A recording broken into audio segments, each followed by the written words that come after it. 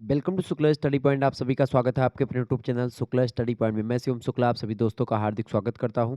यह question paper है doctor Ram Manohar Lohia Awadh विश्वविद्यालय का। माइनर पेपर है, ये बात ध्यान रखिएगा।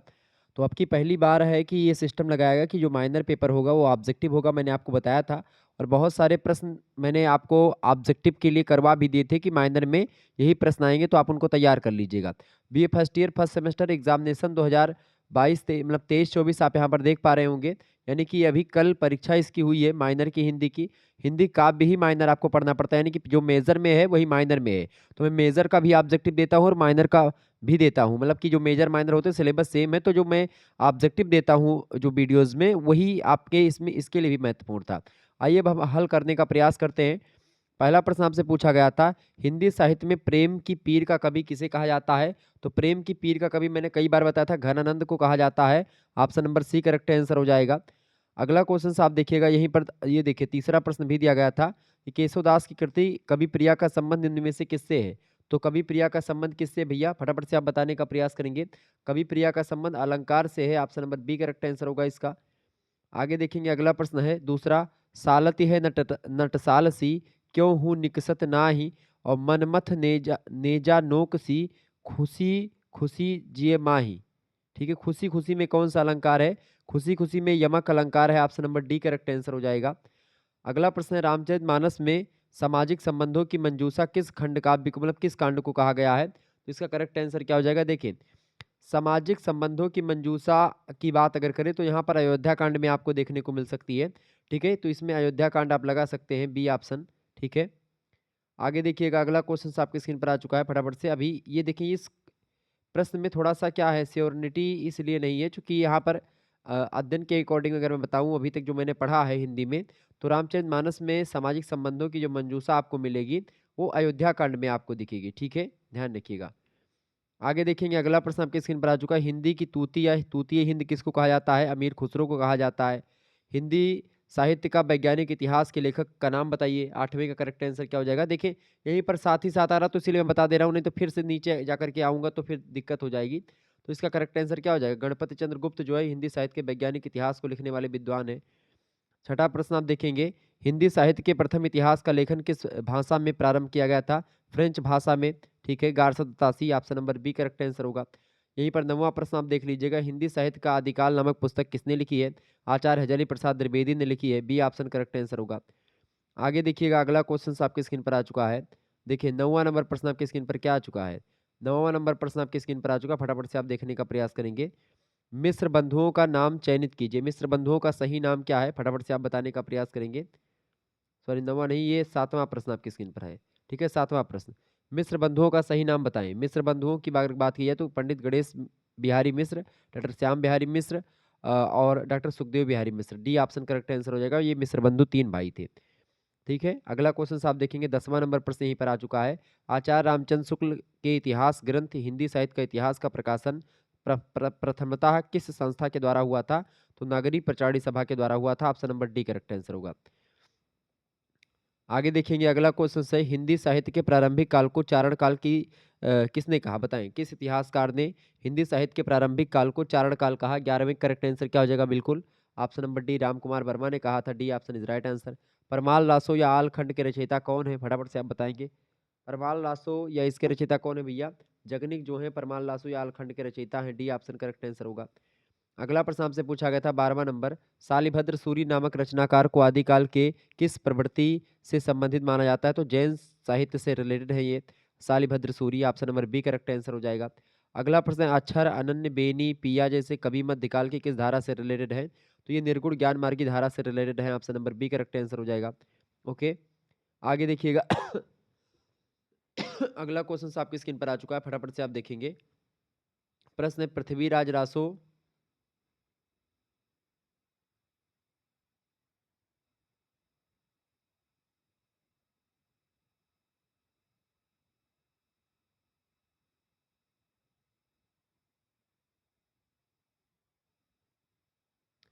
यहाँ पर अक्षर अनन्य बेनी और पिया जैसे कवि मध्यकाल की विचारधारा से, इसमें देखें इसका करेक्ट आंसर जो होगा, इसमें आप डी लगा सकते हैं, क्योंकि संतों की जो प्रेम धारा कृष्णा सरी, चूंकि अभी तक ये कवि जो है आपको भी पढ़ने या देखने को नहीं मिले। सूफी काव्य धारा में तो है ही नहीं, ठीक है। राम भक्त शाखा में भी नहीं है।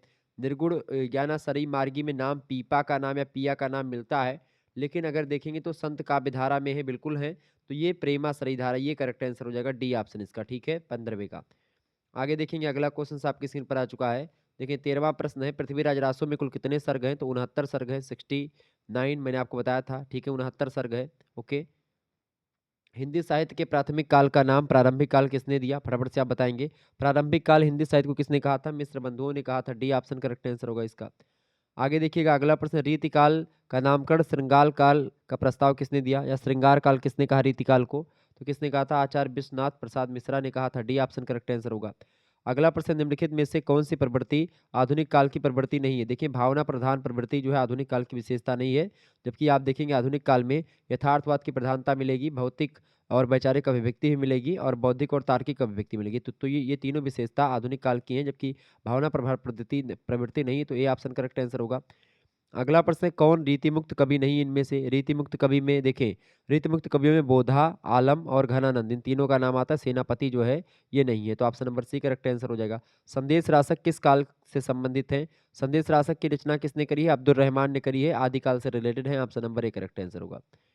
आगे देखेंगे, कनफटा योगियों का संबंध किस संप्रदाय से है? तो नाथ पंथ से है, गोरख संप्रदाय से, गोरखनाथ से, option number B correct answer होगा।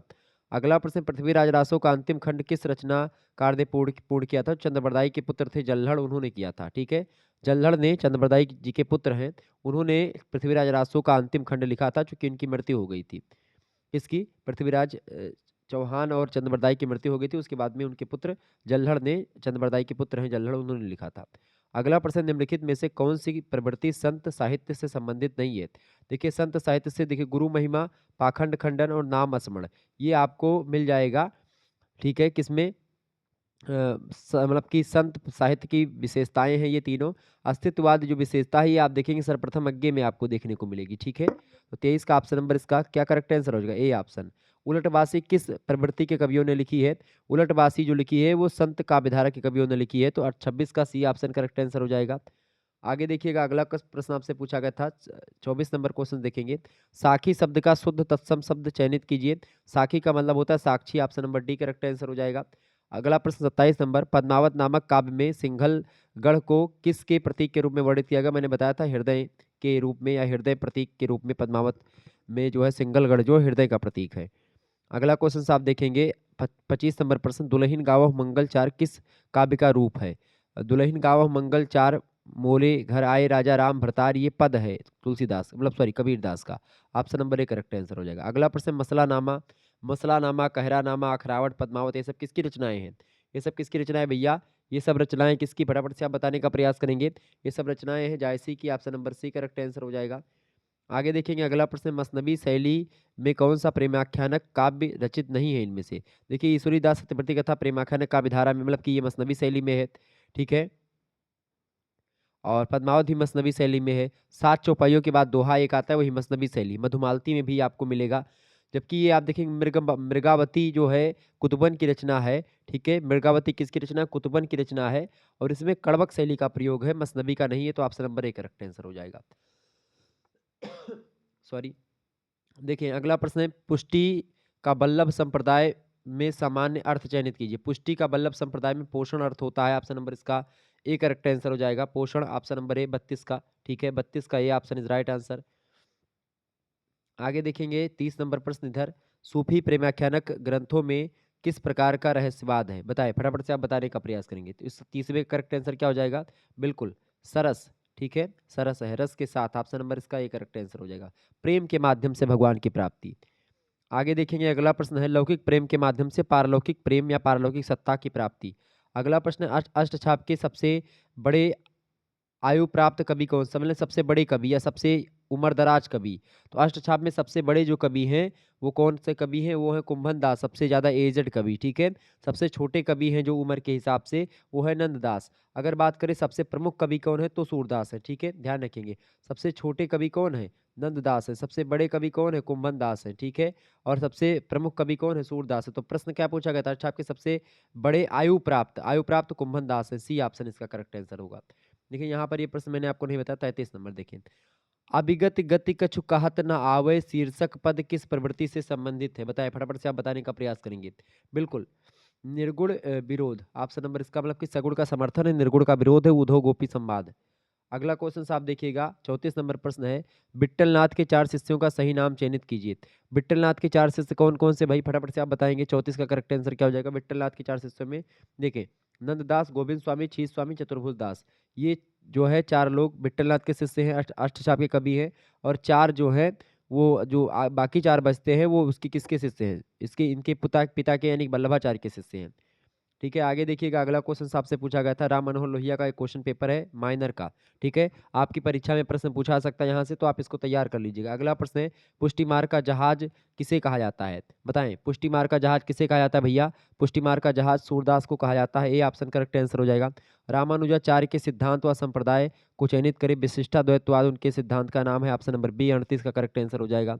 ओके, आगे देखिएगा, अगला क्वेश्चन आपकी स्क्रीन पर आ चुका है, संतन को कहाँ सीकरी सुख काम शीर्षक पद के रचयिता का सही नाम चयनित कीजिए इनमें से। तो सही नाम कौन सा इनमें से? फटाफट से आप बताने का प्रयास करेंगे। बिल्कुल, कुंभन दास जो है इसके रचयिता हैं। डी ऑप्शन करेक्ट आंसर हो जाएगा।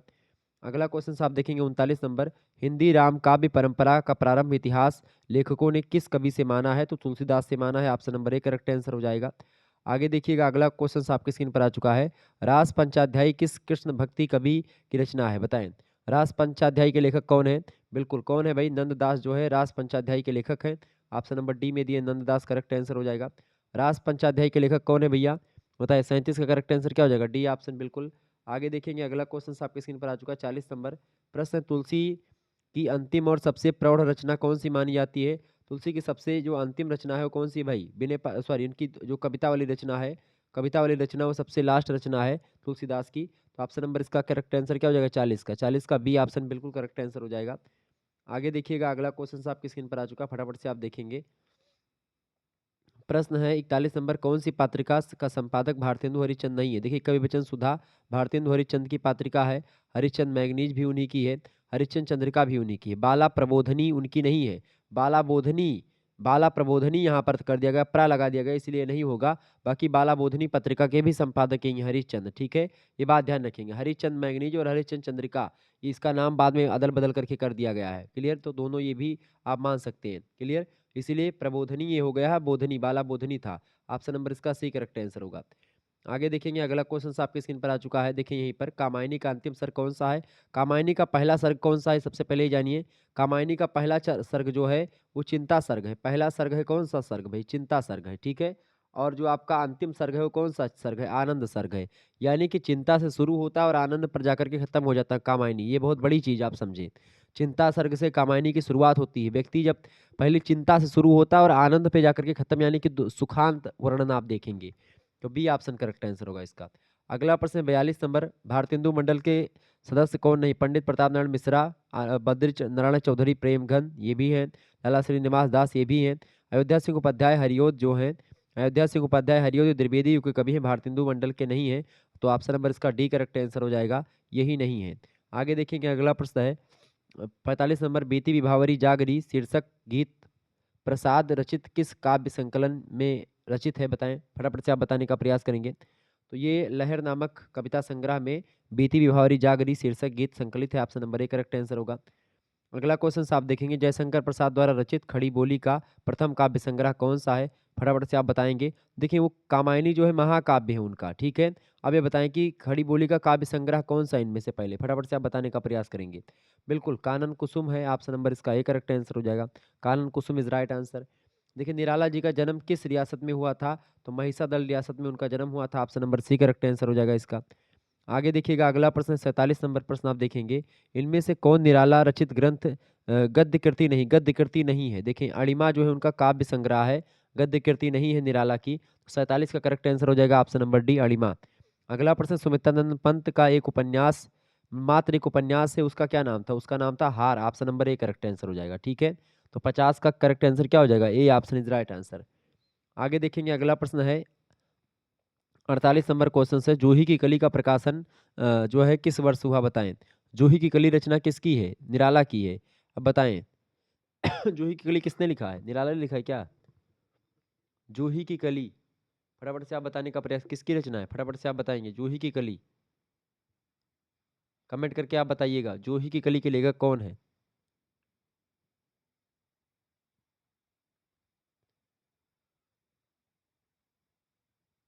निराला ही होंगे। चलिए, जूही की कली का प्रकाशन कब हुआ है भाई, फटाफट से आप बताएंगे। 8 में 48 का करेक्ट आंसर क्या हो जाएगा। बिल्कुल 1916 में। ऑप्शन नंबर इसका ए, निराला जी इसके लेखक है जूही की कली के। आगे देखेंगे पंत जी ने अपनी प्रसिद्ध रचना या प्रसिद्ध कविता नौका विहार की रचना किस जगह पर किया था। तो वो प्रयागराज गंगा किनारे, option number B correct answer हो जाएगा। ठीक है, आगे देखिएगा, अगला क्वेश्चन आपके स्क्रीन पर आ चुका है। प्रश्न है, काला कांकर से में सुमित्रानंद पंत की कुटिया का क्या नाम था। उस कुटिया का क्या नाम था भाई, नक्षत्र लोक, option number A correct answer होगा इसका। अगला प्रश्न है 52 नंबर, पंत जी को किस रचना पर 1 लाख रुपए का ज्ञानपीठ पुरस्कार प्राप्त हुआ था, बताइए। तो उनकी रचना है कौन सी, चिदम्बरा, चिदम्बरा पर उनको मिला है। तो 52 नंबर का करेक्ट आंसर क्या हो जाएगा, डी ऑप्शन चिदम्बरा। ओके, आगे देखिएगा, अगला क्वेश्चन आपकी स्क्रीन पर आ चुका है, फटाफट से आप देखेंगे। महादेवी वर्मा को पद्म भूषण पुरस्कार किस वर्ष प्रदान किया गया था। तो उनको पद्म भूषण जो पुरस्कार मिला है महादेवी वर्मा को, कब मिला, 1956 में मिला है। Option number B correct answer हो जाएगा 53 का। अगला क्वेश्चन सही में 55 नंबर भी लगे हाथ, देख लीजिए। प्रतीक पत्रिका का प्रकाशन किसने किया था। प्रतीक पत्रिका के प्रकाशन की अगर बात की है तो वो आगे की पत्रिका है, प्रतीक पत्रिका। ठीक है, 1947 में प्रकाशन किया था उन्होंने, उसका शुरू किया था। आगे देखिएगा, अगला क्वेश्चन आपकी स्क्रीन पर आ चुका है, फटाफट से आप देखेंगे। प्रश्न है, महादेवी वर्मा की प्रथम काव्य कृति का नाम बताइए। महादेवी वर्मा की प्रथम काव्य कृति कौन सी भाई, फटाफट से आप बताएंगे। 54 नंबर का करेक्ट आंसर क्या हो जाएगा, बिल्कुल नीरजा है उनकी प्रथम काव्य कृति, 1930 में प्रकाशन हुआ था इसका। ठीक है, आगे देखिए। अच्छा, अगला प्रश्न है, आत्मनेपद अज्ञे की रचना है, ये किस विधा की रचना है। तो आत्मनेपद क्या है भैया, आत्मनेपद जो है एक निबंध संग्रह है, ऑप्शन नंबर इसका ए करेक्ट आंसर हो जाएगा। आगे देखिएगा, अगला क्वेश्चन आपकी स्क्रीन पर आ चुका है, 57 नंबर प्रश्न है। आज्ञे के पहले काव्य संग्रह का नाम चयनित कीजिए इनमें से। आज्ञे का पहला काव्य संग्रह कौन सा है, बताइएगा फटाफट से। 57 का करेक्ट आंसर क्या हो जाएगा, बिल्कुल सी ऑप्शन, भग्नदूत। इसका प्रकाशन कब हुआ, 1933 में हुआ। अगला क्वेश्चन आप देखेंगे यहीं पर 60 नंबर प्रश्न है। नागार्जुन की प्रथम प्रकाशित रचना कौन सी है। नागार्जुन की प्रथम प्रकाशित रचना, देखिए, युगधारा का प्रकाशन कब हुआ। युगधारा का प्रकाशन 1953 में हुआ है प्रथम भाग का, और द्वितीय भाग का जो प्रकाशन हुआ है वो 1982 में हुआ। कब हुआ, 1982 में सेकंड बार इसके प्रकाशन हुआ। पत्रहीन नग्न गाछ की अगर बात की जाए तो इसका प्रकाशन 1967 में हुआ है। ठीक है, ये बात ध्यान रखेंगे। सतरंगों पंखों वाली जो रचना है इसका प्रकाशन कब हुआ है, 1959 में हुआ है। ठीक है, और जो ये प्रकाशन हुआ है चना जोर गरम कविता का, चना जोर गरम कविता 1952 में इसका प्रकाशन हुआ है। तो चना जोर गरम ही इनकी पहली, एक प्रकार से नागार्जुन की पहली प्रथम प्रकाशित कविता आप मान सकते हैं, रचना। तो इसका करेक्ट आंसर 60 का क्या हो जाएगा, डी ऑप्शन चना जोर गरम। ओके, यहाँ पर देखें तो आगे का प्रथम काव्य संग्रह भग्नदूत आपका है। ठीक है, भग्नदूत यानी 57 का करेक्ट आंसर सी, 1933 में प्रकाशन हुआ इसका। आगे देखेंगे 58 नंबर प्रश्न, गजानन माधव मुक्तिबोध को किस तार सप्तक में संकलित किया गया, फटाफट से आप बताएंगे। गजानन माधव मुक्तिबोध की अगर बात की जाए तो 58 का करेक्ट आंसर क्या हो जाएगा, बिल्कुल बी ऑप्शन तार सप्तक, यानी प्रथम तार सप्तक में गजानन माधव मुक्तिबोध का स्थान मिला, बी ऑप्शन करेक्ट आंसर होगा। अगला क्वेश्चन आप देखेंगे यहाँ पर 61 नंबर, बलचनमा नामक कृति नागार्जुन ने किस विधा में रचित है, बताएं, फटाफट से आप बताने का प्रयास करेंगे। बलचनमा जो है कृति, ये किस विधा की रचना है। 61 नंबर का करेक्ट आंसर क्या हो जाएगा, बलचनमा जो है ये उपन्यास विधा की रचना है, option number D correct answer हो जाएगा, नागार्जुन का उपन्यास है। ठीक है, 59 नंबर क्वेश्चन से, काठ का सपना मुक्तिबोध की एक रचना है, यह किस विधा की रचना है। काठ का सपना, काठ का सपना बताएं किस विधा की रचना है भैया। काठ का सपना जो है कहानी है, ऑप्शन नंबर इसका बी करेक्ट आंसर हो जाएगा। आगे देखिएगा, अगला क्वेश्चन आपकी स्क्रीन पर आ चुका, फटाफट से आप देखेंगे। प्रश्न है, प्रश्न क्या है भैया, धर्मवीर भारती की रचनाएं किस तार सप्तक में संकलित हैं। धर्मवीर भारती की बात करें अगर, देखिए, धर्मवीर भारती की रचनाएं जो हैं किस तार सप्तक में है भाई, द्वितीय तार सप्तक में प्रकाशित हैं, ऑप्शन नंबर इसका 62 का सी ऑप्शन करेक्ट आंसर हो जाएगा। आगे देखिएगा, यहीं पर देखेंगे 64 नंबर प्रश्न है, मर गई कविता जवानी मर गई काव्य पंक्ति के रचनाकार कौन है। इसके रचनाकार कौन है, 64 का करेक्ट आंसर क्या हो जाएगा, बिल्कुल Dharmveer Bharati, option number A correct answer होगा। आगे देखेंगे, अगला प्रश्न है, बदरा पानी दे टेक कविता जो है कविताएं किस रचनाकार की हैं। तो बदरा पानी दे कविता जो है इसकी अगर बात की है तो 63 का करेक्ट आंसर हो जाएगा सी ऑप्शन, धर्मवीर भारती की रचनाओं का अंग है? Option number C correct answer हो जाएगा इसका 63 का भी। 65 नंबर प्रश्न है कि सुदामा प्रसाद पांडे की प्रथम रचना संग्रह कौन सी है? तो उनका प्रथम रचना संग्रह है संसद से सड़क तक। Option number D correct answer हो जाएगा। ठीक है, आगे देखिएगा, अगला क्वेश्चन आपकी स्क्रीन पर आ चुका है। कौन सा नंबर प्रश्न है? हिंदी साहित्य के आधुनिक काल का नामकरण किसने किया? हिंदी साहित्य के आधुनिक काल को आचार्य रामचंद्र शुक्ल ने गद्यकाल कहा था। तो ऑप्शन नंबर इसका ए करेक्ट आंसर हो जाएगा। आचार्य रामचंद्र शुक्ल ने ही नामकरण किया है आधुनिक काल का। ठीक है, ध्यान रखिएगा, ये ऑप्शन करेक्ट आंसर होगा। अगला प्रश्न, युगबाणी किस कवि की रचना है? 69 का करेक्ट आंसर क्या हो जाएगा? युगबाणी किसकी रचना है? युगबाणी रचना सुमित्रानंदन पंत की 1929 में इस रचना का प्रकाशन हुआ था, ध्यान रखिएगा। आगे देखिएगा, अगला प्रश्न आपकी स्क्रीन पर आ चुका है। छायावाद शब्द का प्रयोग किस पत्रिका में सबसे पहले हुआ था? श्री शारदा पत्रिका में हुआ था। Option number C correct answer हो जाएगा। ओके, आगे देखेंगे, अगला क्वेश्चन आपकी स्क्रीन पर आ चुका है। यहाँ पर 70 नंबर प्रश्न है। शोध शब्द किस धातु से बना हुआ है? शोध शब्द जो है वो शिस धातु से बना हुआ है। हालांकि शिस यहाँ पर शब्द दिया नहीं है, शोध शोधक ये सब दिया हुआ है। तो यहाँ पर शोध जो है ये शोध से मान सकते हैं आप बना हुआ है। ठीक है, शुद्ध यहाँ पर दिया, शोध का दिया हुआ है, शुद्ध दिया हुआ है, तो इन सभी से नहीं आप मान सकते हैं। शोध शब्द जो बना हुआ है शोध से, इससे मान सकते हो आप। ठीक है, ए ऑप्शन। आगे देखेंगे, 68 नंबर प्रश्न है। प्रगतिशील लेखक संघ का प्राथमिक अधिवेशन कहाँ पर हुआ था? तो वो कहाँ पर हुआ था भैया? लखनऊ में हुआ था। ए ऑप्शन करेक्ट आंसर हो जाएगा। आगे देखेंगे, अगला प्रश्न, निजी मतलब किसी भी विषय में शोध का प्राथमिक चरण क्या होता है? विषय का निर्धारण कर लेना। Option number D correct answer हो जाएगा। अगला प्रश्न, आगे की कविता कलगी बाजरे की उनके किस काव्य संग्रह में संकलित है? फटाफट से आप बताएंगे। तो इसका करेक्ट आंसर क्या हो जाएगा? हरी घास पर क्षण भर जो काव्य संग्रह है उसी में अलगे मतलब कि कलगी बाजरे की जो कविता है वो संग्रहित है हरी घास पर क्षण भर। तो इसका 74 का आपका सी करेक्ट आंसर हो जाएगा। आगे देखेंगे, अगला क्वेश्चन आपकी स्क्रीन पर आ चुका है, फटाफट से आप देखेंगे। 52 नंबर आपसे पूछा गया था कि भाषा उस जो है तिकड़मी दरिंदे का दौर है जो पर सड़क पर और है और संसद में और है। पंक्तियों को किसने लिखा है? तो संसद से सड़क तक किसने लिखा था? धूमिल ने। Option number C correct answer हो जाएगा इसका। C option is right answer 72 का। ओके, आगे देखिएगा, अगला क्वेश्चन है 73 नंबर प्रश्न आपकी स्क्रीन पर आ चुका है। प्रश्न है, मुक्तिबोध की प्रसिद्ध कविता भूल गलती में किसे कैद करके लाया गया है? ईमान को ही कैद करके लाया गया। Option number A correct answer होगा इसका। अगला क्वेश्चन आपसे पूछा गया था, फटाफट से आप देखेंगे, और लास्ट क्वेश्चन इस वीडियो का है। प्रश्न 75 नंबर देखिएगा। अब मंदिर में इष्ट अकेला, इसे अजीर का शून्य गलाने को गलने दो। काव्य पंक्तियों में अजीर का क्या अर्थ है? वैसे अजीर का मतलब होता है आंगन, और एक अजीर का मतलब होता है देवता। ठीक है, अजर का मतलब देवता होता है और अजीर का मतलब आंगन होता है। तो यहाँ पर ना तो आंगन है और ना ही देवता है, यहाँ पर दूसरा अर्थ है। ठीक है, यहाँ पर क्या पूछा गया है? इसे अजीर का शून्य मतलब इसे अजीर का शून्य गलाने को गलने दो। अजीर का शून्य मतलब कि बुढ़ापे का शून्य नहीं होगा। चिंताग्रस्त का शून्य गलाने को गलने दो, चिंतनशील का या फिर महल का। यहाँ पर जहाँ तक है मुझे चिंताग्रस्त होना चाहिए, क्योंकि चिंताग्रस्त जो है ये उसी को गलाने की बात यहाँ पर शायद हो रही। तो यहाँ पर इस प्रश्न का उत्तर छोड़ दीजिएगा।